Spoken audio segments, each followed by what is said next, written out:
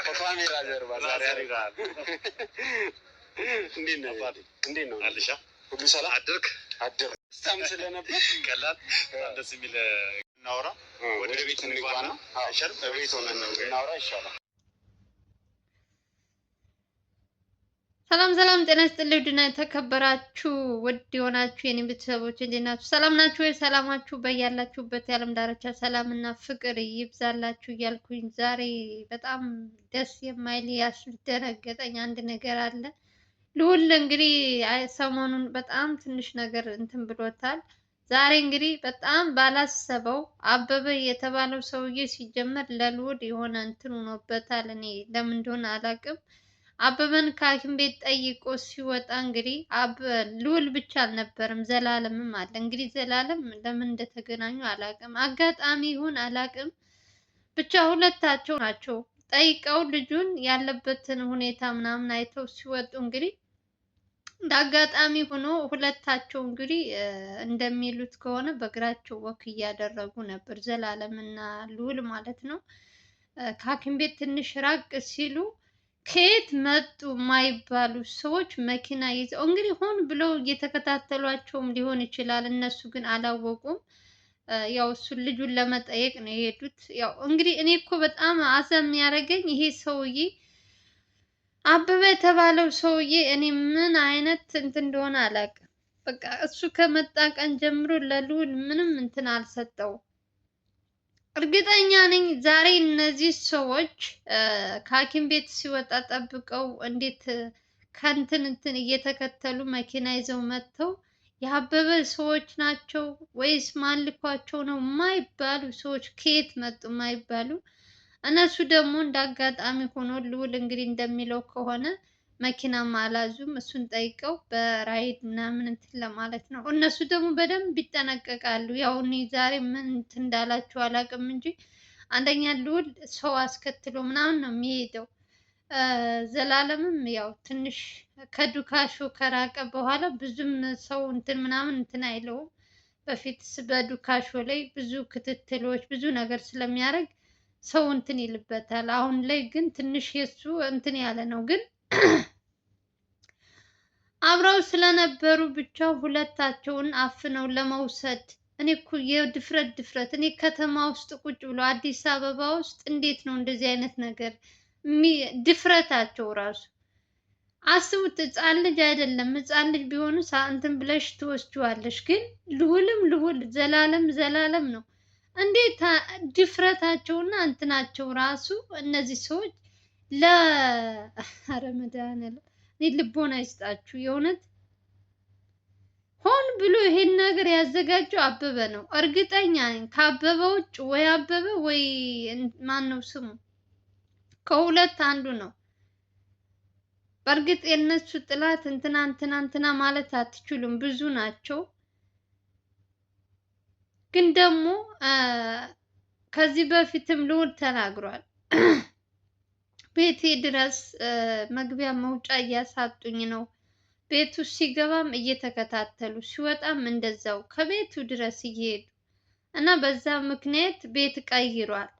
አሁን ደግሞ እኔ አንዳንድ ጊዜ ሰው የት መኖር ትችላላችሁ? የእውነት አንዳንዴ ስራችሁን እንዳትሰሩ እያደረጓቸው፣ አንደኛ ነገር ደግሞ በሚሄዱበት እየተከታተሉ እንደዚህ አይነት ነገሮች እንትን የሚሉባቸው ከሆነ ምን አይነት አሁን ኑሮም አይባልም እኮ በጭንቀት እኮ ነው ሰዎቹ በደመ ነፍስ ነው የሚሄዱት። የእውነት ከኑጋ የተገኘ ሀብረተው ገጥም እንደሚባለው ዘላለም ደግሞ ምንም ነገር እንትን ሳይል ዛሬ እኔ እንጃ እንዴት እንደተገናኙ አላውቅም። በሁለታቸውም እንግዲህ አንዳንዴ በስንት አንዴ ቢገናኙ ነው። ግን ደግሞ ዛሬ አበበን ሲጠይቁ ሲወጡ ተከታትለው ይዘው እነሱን ምን ለማድረግ እንደፈለጉ እግዚአብሔር ደግሞ ሲረዳቸው መሀል ከእንትን ላይ ነበረ፣ መንገድ ላይ ነው። መኪናም በግራም በቀኝም አለ። እነዚህ ሰዎች እነሱ በእግራቸው ሲሄዱ ሲቆሙ ያቆማል፣ ሲሄዱ ይሄዳል። ልዑል ተጠራጥሬ ነበር ያለ። ግን ዘላለም ያው እኛን አይደለም ምናምን ብሎ እንትን ለማለት ምናምን እንትን ብሎ ነበር። ምክንያቱም ዘላለም እንትን አላለም፣ ልብ አላላቸውም። ሉል ግን አካባቢን ዞር ዞር ብዬ ሳይ እንደሚለው ከሆነ ማለት ነው፣ ዞር ሳይ ሰዎች እንደሚከታተሉን በመኪና አየዋል። እዛ እሱ ደግሞ ብልጥ ነው፣ ጀግና አይደል? ልክ እነሱ እንትን እየተከታተሉት እንደሆነ እያየ ዝም ብሎ መሄድ ጀመርናለ። ከዛ ለልዑል እነሱ እንትን የሚሉ አሉ፣ የእነሱ የህግ አካላቶች የሆነ ነገር ሲፈጠር ምናምን አብረዋቸው የሚሄዱት ለእነሱ ደወል። ልክ እነሱ እስከሚመጡ እነሱ ደግሞ አውቀው በቃ እነዚህኞቹ መኪና የያዙትም ማለት ቦታ ነው እያመቻቹ የነበሩት፣ እነሱን በግድ አስገብተው ይዘዋቸው ሊሄዱ ማለት ነው። አካባቢው አልተመቻቸውም። በዛም መኪና አለ፣ በዚህም መኪና አለ፣ በዛ ደግሞ እግረኛም አለ።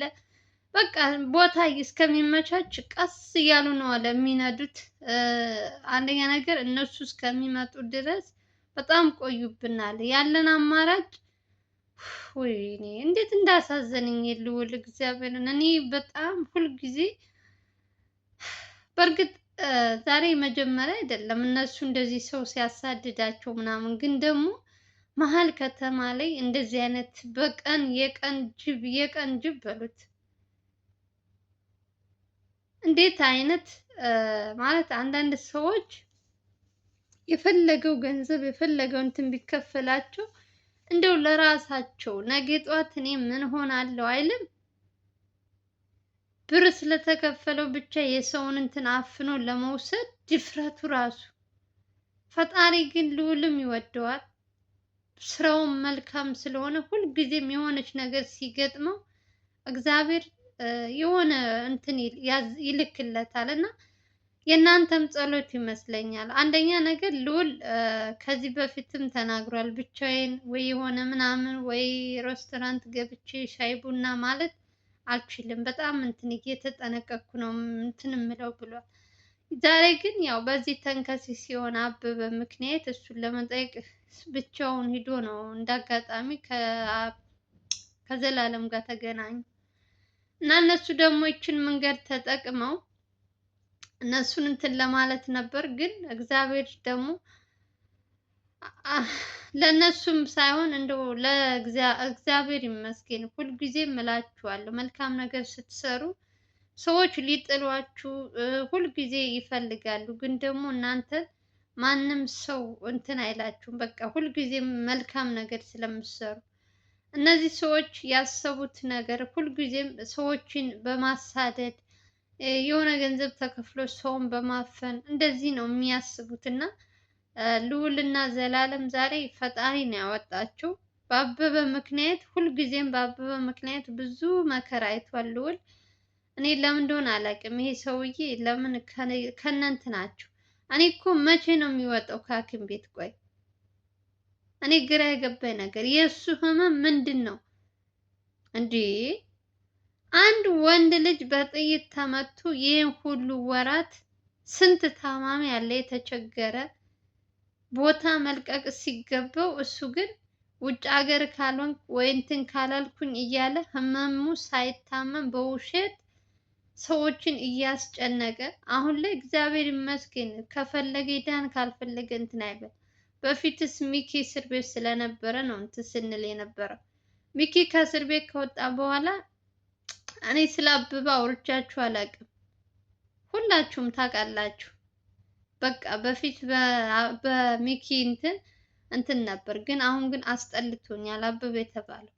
ዛሬ ግን እሱን ሊጠይቁ ሂደው እሱ ደግሞ እሱም ይሁን ሌላም ሰው ይሁን አላቅለትም፣ ብቻ ልክ ከሐኪም ቤት ሲወጡ ተከታትሎ መጥቶ እነሱን የሆነ ነገር ለማድረግ ሆን ብሎ የተዘጋጀላቸው ለነ ልዑል ነበር ይሄ ነገር። ግን አልሆነላቸውም። መቼምም አይሳካላችሁም። የሰው ውድቀት የሰው እንትን የምትሉ ሰዎች እግዚአብሔር የእውነት ቅስፈት ያውረድባችሁ። እኔ ሌላ ምንም አልላችሁም። በቃ ምንም ለሰው መልካም ነገር ሰዎች ስራቸው እንዳይሰሩ የምታደርጉ ሰዎች ሁልጊዜ የሰው ተመልካች ያርጋችሁ። እናንተ ሲጀመር ሰዎችን ለመጣል ሰዎችን እንትን ለማለት የምትሞክሩ ሰዎች እውነቴን ነው የምላችሁ። ሁልጊዜ ልዑልን ስትከታተሉ እድሜያችሁን ትጨርሳላችሁ እንጂ ልዑል መቼም ቢሆን ለምንም የሚሸነፍ ሰውም አይደለም። መቼም እጅም አይሰጥም። የፈለገውን ነገር ይምጣ ማለት ነው።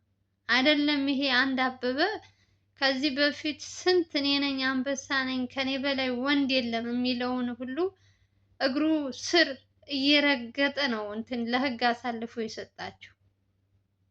ይሄ ደግሞ እንደ ጣራሞት እንደ እንትን ሆነበት። በቃ ወይ ከሐኪም ቤት አይወጣ ወይ ተሽሎኛል ብሎ እዛ በሚፈልገው ህግ እንዳረገው ማድረግ ይችላል ልዑል። ለምን እዛስ እየሄደ እንደሚመላለስ አላውቅም። በቃ አሳልፎ ሰጥቶ ለህግ እሱ የራሱን ህይወት እንትን ማለት አለበት። በጊዜው አበበን አበበ እያለ ገና ስንት የሚፈልገው ሰው አለ ልዑል። እንዴ የእውነት እኔ ስሰማ እንዴት ክው እንዳልኩኝ። መድኃኒዓለም እኔ የስራችሁ ይስጣችሁ። ሰውን በእንትን የምታስጨንቁ ሰዎች አላቅላችሁ። ከባድ ነው የእውነት። እሱ በመልካምነት ቅልብ ባለው ልዑል ከኔ ከዛሬ ከነገ ይወጣል እያለ ለእሱ እንትን ሲል እሱ ደግሞ ሌላ እንትን። ኧረ በመድኃኒዓለም እኔ አላውቅም ብቻ ወይ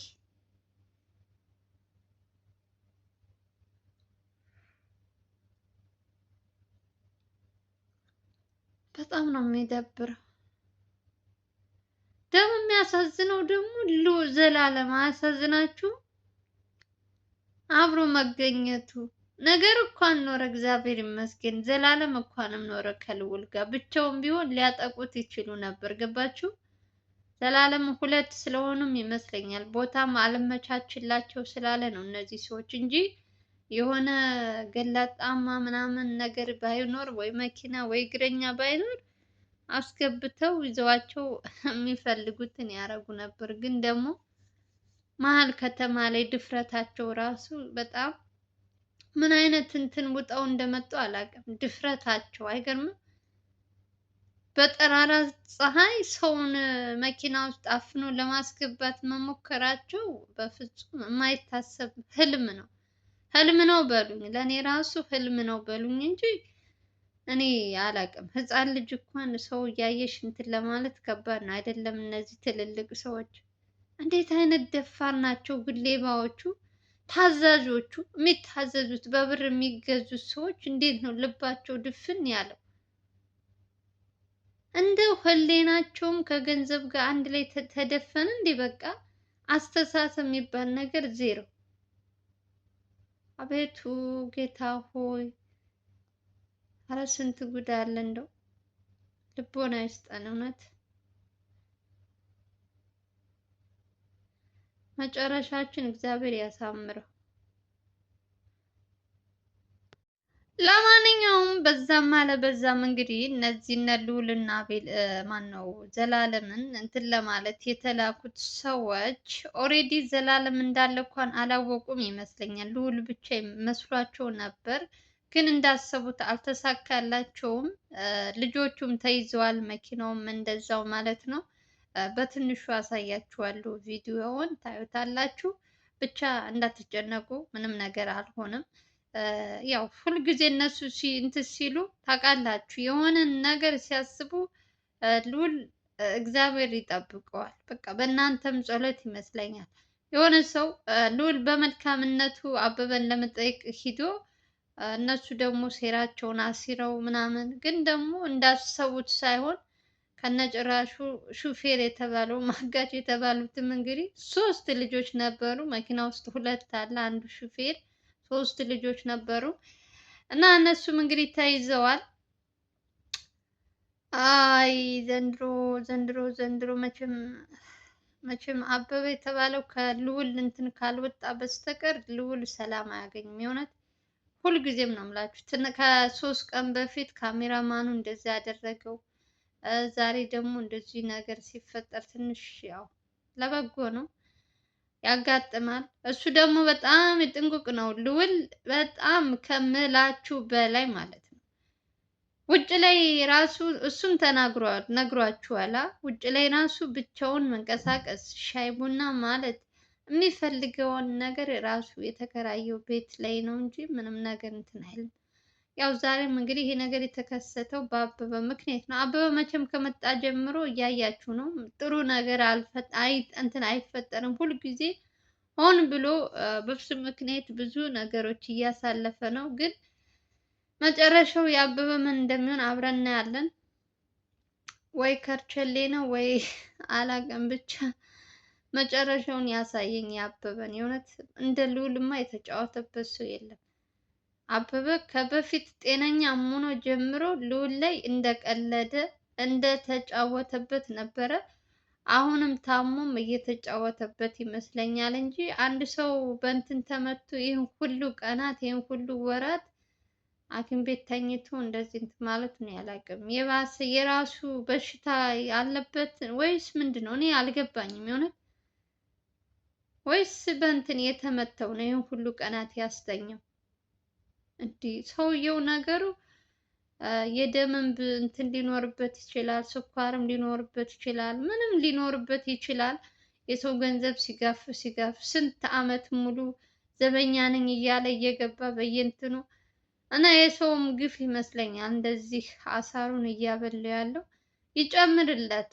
አሁን ሚኪ ስለተፈታ ስለ እሱ ምንም ግድ የለኝም። ለማንኛውም ሰላማችሁ ይብዛ።